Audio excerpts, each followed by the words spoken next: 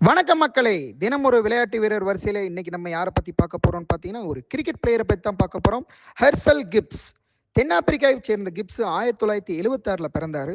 இவர் 1996 south African டீமுக்காக அவர் select ஆகி first match இந்தியாவுக்கு அகைன்ஸ்டாக இவர் விளையாடுறாரு. இவர் ஒரு துவக்க ஆட்ட வீரர். இவர் ஒரு அபாயகரமான வீரர்னு சொல்லுவாங்க.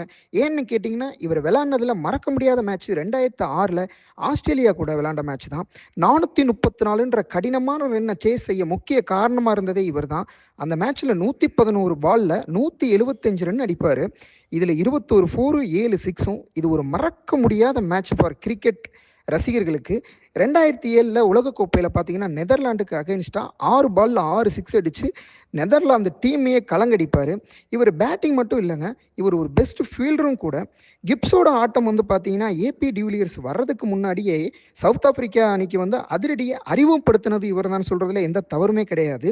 இவர் பார்த்தீங்கன்னா, மொத்தம் 248 ஒன் டே மேட்ச் விளையாண்டு 8000 ரன்னுக்கு மேலே அடிச்சிருக்காரு. இதில் மொத்தம் 21% ஆகும். இந்த பதிவை உங்கள் கிரிக்கெட் ஃப்ரெண்ட்ஸுக்கு ஷேர் பண்ணுங்கள். அப்படியே நம்மளோட சேனலை சப்ஸ்கிரைப் பண்ணி விட்ருங்க.